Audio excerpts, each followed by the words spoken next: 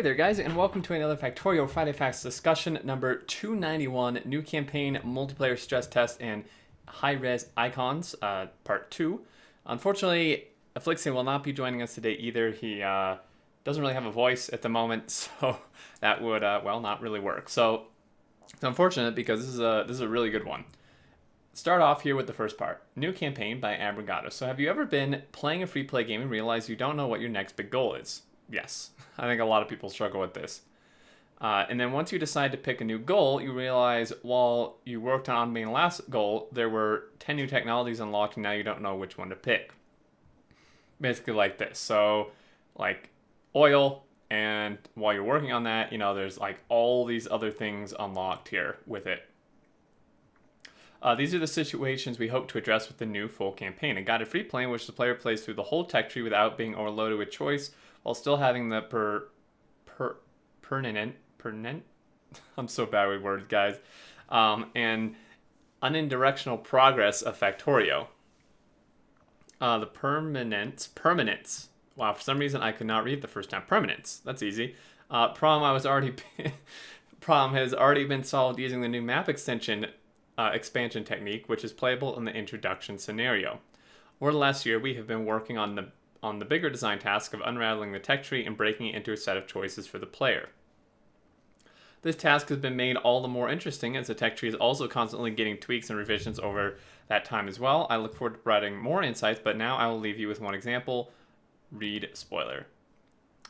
So basically, instead of like these being separate texts like this, what I'm gathering from this is that sulfur unlocks both of these potentially, and then these like maybe come in one tech as well, or it's like a different sulfur path which unlocks more stuff, and then this unlocks that, I think.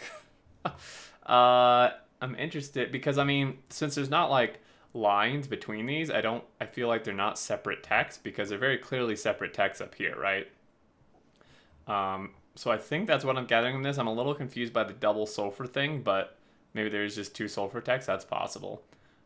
So just a note, we won't be changing the free play tech tree, which will still have the choice in diverting paths as it does now. Okay, so this is just for the campaign, basically, which is still pretty cool. Man, I could just stare at these graphics forever. These are so cool. So next on to MMO multiplayer stress test. So basically, Caledorn and KOS did a huge stress test with a ton of players. So the last test was on Sunday. We had around 80 to 140 players playing without too many issues, but it was still a small test compared to the previous record of 400 players, which I believe Arumba did back in 2016. But this is good. I know they tried it once, but then it had a lot of issues, KOS and Caledorn, but they fixed some tweaks, as you can see here. Among small tweaks, they added the ability to set a maximum number of map upload slots per server, which I've noticed, which is super cool, which means basically my understanding of this is that you can limit it, say it's at like 5, that means only 5 people can be joining at the same time, whereas previously you could have like 30 people trying to join all simultaneously, which caused quite a bit of issues. So this should help tremendously for events such as these where the map can get quite large and there would often be a large flood of players joining, usually after a disconnect or server restart. This would cause a massive flood of map request packets coming to the server and very slow map uploads caused by uploading to too many players. Now when players will try to join at the same time, they'll be placed in a queue and the game will wait for an upload slot to open, which is super cool. I'm glad they did a queue and then it didn't just say like couldn't connect, because that would be awkward. Another small annoyance in these events or even small multiplayer games is a constant annoying blinking of the server not responding. Player is being dropped from the game. I made some tweaks that should show this message less often. We also found a memory leak and input action handling, which our setting is fixed. So that's really good. That did get quite annoying. There are still some technical problems to investigate and fix, so tomorrow at around 8 p.m. we will be making another stress test. If you want to help out, join the server and play when the game starts. Details are in KOS's Discord. If we need more players, a Steam announcement will be sent out, so keep an eye out for that also. And then lastly, high-res icons part 2. Last week, I opened the subject of high-resolution icons, more focused on the unisize method, rescaling single 64-pixel bitmap to any size through trilinear interpolation.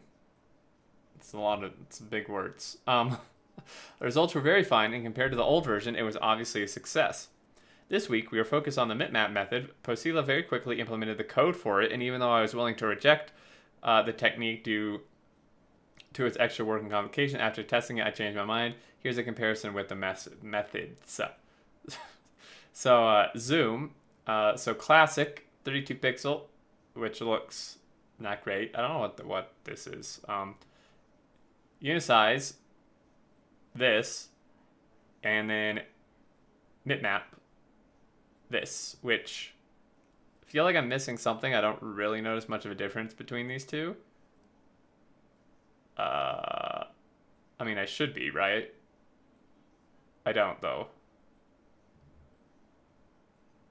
So zoom 2 opposed to the zoom 3.281. We look here. This, I do see a little bit of a difference, I think, between these two. And then zoom 1. So this is like super tiny. This one, definitely you can see a difference here. This one looks a lot more clear. Now, like these inserters like just totally blend together, whereas here they seem to be a bit clearer. Zoom 0.5, and at this point I really just can't tell what anything is. Zoom 0.276, and again I can't tell a difference at all because I can't see anything. But on the first glance, the difference between unisize and bitmap is almost not noticeable. Okay, so I'm not crazy there. When we surpass the boundary of zoom level 1, the bitmap starts to react a bit better. I was worried about the amount of work implied about the creation of the 4 levels for each icon, but after preparing a few of them, I saw that it wasn't that much. Not to mention that having control over 4 different sizes is a big relief, especially the 16 pixel and 8 pixel versions. The best part of the plan is that we can combine both methods, so we can make bitmaps only for the icons that require special attention. It's just about the Lua definition of the item. Now, just for the joy of it, I'd like to show a sneak peek of what HR icon means for the GUI. And I'm still wondering what the hell this is. But this is really nice. This looks super, super nice. I love these assembly machine icons. GUI at 200% scale. So yeah, and 100% scale. This is super nice. All those new contrast and definition results in a better experience for the player, and I think it definitely does. If anyone knows what this is, I'd be very interested. It may be some sort of test item or something. I mean, it's like a checkered board is what it is, but I don't know. So yeah, this is super cool. MMO thing went well with some tweaks, which help overall multiplayer stuff. The new campaign tech tree and stuff looks really cool. And then the HR icons as well. So pretty short one, a lot of pictures, but it was definitely good. I believe that's going to do it, guys. There's no one else to add any last thoughts. So as always, thank you so much for watching. I hope you did enjoy. If you have any thoughts or questions, leave them below. I always enjoy reading them or on the forums as well if you want the devs to see. But until next time, I look forward to seeing you all, and do take care.